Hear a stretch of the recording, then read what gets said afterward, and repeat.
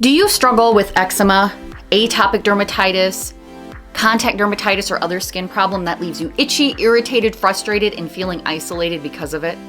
Have you been to a store and bought every brand of lotion on the shelf hoping that it will be your saving grace?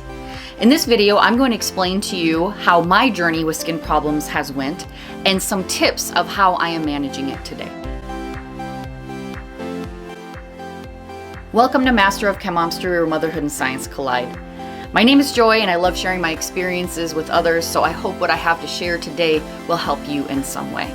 I have dealt with itchy, fluid-filled bubbles popping up on my legs, under my arms, on my hands, and other places since I was about 18. It started when I was a freshman, spring semester at college, and at first I thought this ring of bubbles was ringworm. Went to the doctor and they told me, no, it's not. I've had eczema, atopic dermatitis, and contact dermatitis all used to describe what I have. Initially, I was given a steroid cream. And as I continued throughout the years, they kept giving me stronger and stronger steroid creams. And instead of helping, it seemed like it just kept getting worse and it kept spreading from the initial location. I was mad, angry, depressed, felt really isolated because when I would try to tell people how I felt, this constant feeling of itching and discomfort, and if something touched me or my clothes touched me, I was always afraid that it was going to cause more of it. I just don't think people understood. I didn't feel like I was understood. And I know that those who I was sharing my feelings with, they were trying to be understanding, but if you aren't living it, it's really hard to empathize.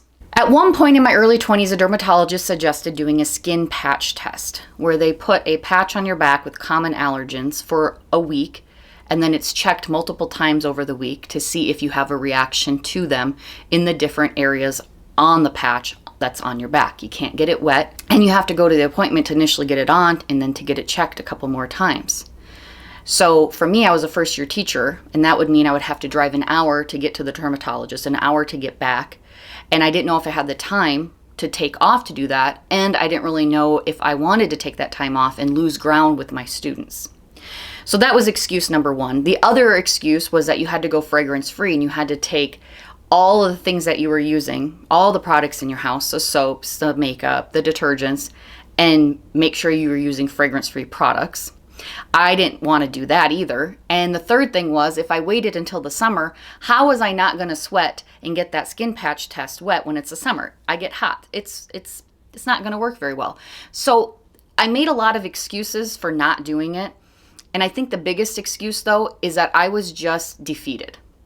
I at one point had it all over my hands and it was crawling up my arms, and I was just giving up because I just figured if I did a skin patch test, it was only going to make it worse. It was going to make me react worse than I already was. I have had times when my skin got better. There was a point where I realized that the steroid cream really wasn't doing anything at all. And I had heard about a syndrome called red skin syndrome with overuse of steroid creams if you're using it for a long period of time. So I decided just to quit using it cold turkey. And for a while, I really did have red skin, really dried out, but finally it started getting better. I would have little rashes here or there. So for about 4 years, I had pretty decent skin and it was good living. In November of 2018, the eczema came back with a vengeance. Yay! It wasn't a great time. I struggled a lot with this flare, and it persisted for a really long time. I was trying to maintain a full-time job, taking care of 3 children, nursing a baby, dealing with all the things that you do as a mom, a parent, taking care of your household. And then I was having this constant lingering itch. I want to itch my hands. I want to itch them, and I want to look at it, and yep, it's still there, and it's not getting better. Let's put some Band-Aids on it. Maybe that'll make it better. Let's put gloves on, fingerless gloves, so that I can't see it and so that others don't think I have some contagious disease. Let's put more lotion on it, hoping that that solves the problem. None of that worked. It just kept persisting, and I kept itching. It got raw, and it bled, and it was not a very fun time. I know there's worse things in life, but when you have this constant itch, this constant feeling of not being well, it's just not very much fun. So it finally came to a head around the February time, a few months after it started, that I just couldn't deal with it anymore. I needed help. And I didn't want to go to a dermatologist because every time I'd gone to a dermatologist, they had just given me more steroid cream. Now, obviously, it had been a while since I had seen a dermatologist, and I knew that there could have been new things that could have come out, but I was just really rebellious about going. So I wanted to try something different, and I went to a functional medicine specialist a friend had recommended. Now, there was some really good things that came out of this. There was a lot of different tests that were done, food sensitivity tests, blood tests, stool tests, and I was recommended to do a diet that would help eliminate or reduce some of the inflammation. So gluten-free, dairy-free, egg-free. Now, let me tell you, taking those things out of your diet is not very pleasant. It doesn't work very well when you are trying to maintain a balanced diet and feed children and have meals all together. So I did that for about 5 months and lived in fear that I would eat something that I shouldn't and it would cause me to have more flaring than I already had. So I know that there are elimination diets that may improve people's well-being, but for me, my overall well-being, my overall lifestyle was really drastically decreased in how I could function, and it really didn't make that much of a difference. So I decided I'm going to go back to eating normal food because I can't handle this anymore. And so I finally decided to go and make an appointment with a doctor that I hadn't seen yet, an allergist. And this allergist was in a city about 4 hours away from where I live. So I went to the appointment, told him my story, and he said, okay, so here's the deal. We'll do a whole bunch of different allergy tests, that's fine. But for the skin patch test, because you have to come back multiple times during the week after the patch is put on, we're gonna get you an appointment in your city with a dermatologist and get it set up there. He did the series of allergy tests and there wasn't any. No, like dog hair, cat hair, different foods. I wasn't allergic to any of that. But he did say I needed to go 4 weeks fragrance free. And I thought I was fragrance free. I thought I was doing a really good job. But when I was showing him my products, he's like, nope, that has aloe in it. This has an essential oil in it. All those things can be irritant. He said, that is not fragrance free.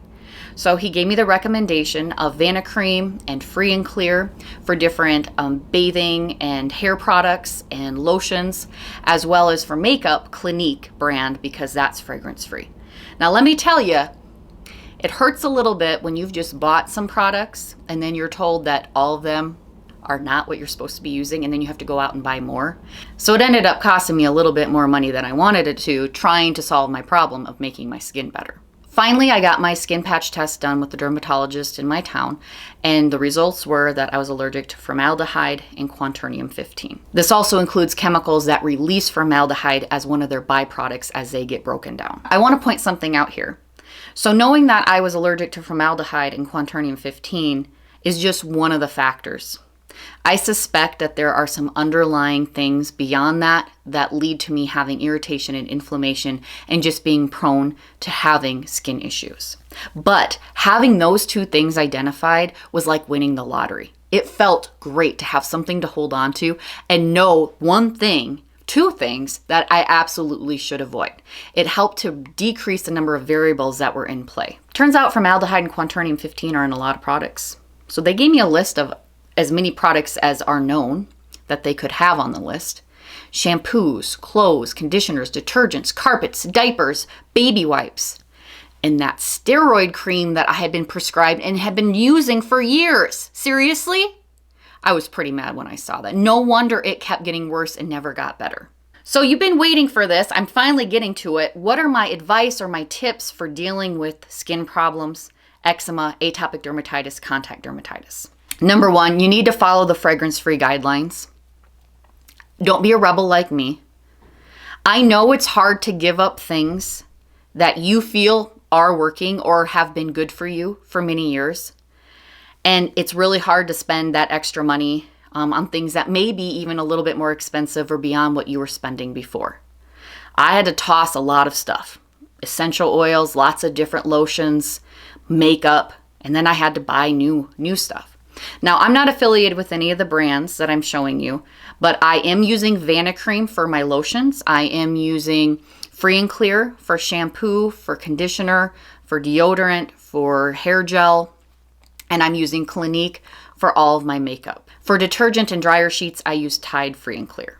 Number 2, get a humidifier. If you can do something to decrease the chances of your skin drying out, getting a humidifier could be one way to do that. It might not solve the problem completely, but it might allow your skin to have a better chance to fight against potential irritation and inflammation that comes with other underlying issues. And it turns out our house really needed a humidifier because we measured the humidity and it was at Comfort Dry, and we have to fill up that humidifier every day. So it was a good choice for me to do that. Number 3, I wear vinyl gloves in the shower. 2 reasons for this. I'm not sure if the Free and Clear, the fragrance-free shampoo and conditioner is irritating my hands or not. I used it for a while without gloves and I felt like I was still getting irritation, but when I put the gloves on, then it seemed like my hands did better. So the vinyl gloves I put on before I take the shower, and then I put ponytail elastic ties around the wrist so that water and the soap that's in the water can't get in onto my hands, because my hands are the major area where I get my eczema or my dermatitis. The second reason I wear the gloves is because I want to protect my hands from the hot water. I love me some hot water for my shower, and hot water can dry out your skin. So I'm using it for 2 ways in hoping that it helps to decrease potential of flaring and irritation on my hands. Number 4, wear fingerless gloves if you lift weights. So I like to lift weights to maintain my strength, because I have kids that I have to haul around, and I'm trying to avoid injury because I've had ACL repair on my left leg and I don't ever want to have surgery like that ever again. So I try to maintain my health through doing that. And what I started realizing is the weights that I use, the dumbbells that I use, they have the black rubber, and that would actually rub off on my hand. And then I started wondering if there was a connection there and if there was some formaldehyde residue from how that was manufactured. So I started buying gloves that were fingerless and bought a couple different kinds, and that way it would protect my hands, and that's been helpful. Eventually, I would like to get all vinyl weights, but I already have the ones I have, so buying the gloves wasn't that expensive. The cotton gloves were pretty cheap. Another thing that's related to fitness equipment, since we're in this topic, is just think about what you're using. Maybe look up what it's made of. Just kind of pay attention to how you're using it, what it's touching, and is that area of your body, is that also an area that gets inflamed and irritated and gets dermatitis? And is that weightlifting item or your mat or something else also interacting with it? That's something else to consider. I did buy a new cork mat instead of using my old mat, hoping that maybe that would help things out as well. Number 5, visit with your healthcare provider, whether that's your primary physician, whether that's a dermatologist or an allergist. Get some help. Get somewhere to start so that you can get on the path of feeling better. Talk to them and find out what your options are. See if you're a candidate for a skin patch test. Find out if your insurance covers it or what sort of financial investment that you're going to have to contribute to make that happen. Being able to identify just one thing that you should avoid will be a godsend. It will make you feel so much better. It'll make you feel like you have a little bit of control of the situation. And yes, there could be other things that are underlying your entire skin issue, but identifying a couple things that you can get those variables out of the way that you know for sure to avoid will just make your life better. And just think about what it could do for your overall well-being, your physical, mental, and emotional health. I wish I wouldn't have waited so long. If you're going to try any of these, I would highly recommend just doing one thing, maybe for a week or 2 at a time. And then you can take a scientific approach to see if there's any improvement. So you're just dealing with one variable at a time. Many of my attempts had me just throwing all kinds of changes at once so that I never knew which thing was really causing problems or which thing was actually making things better. I also want to point out to you what I have individually done and experienced has been over a long period of time.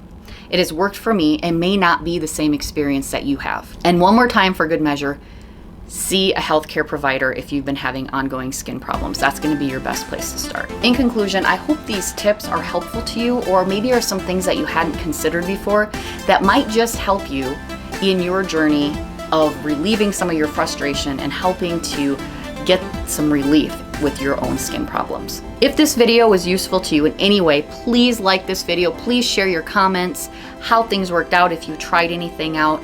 Also, make sure to subscribe so that you can get more content like this.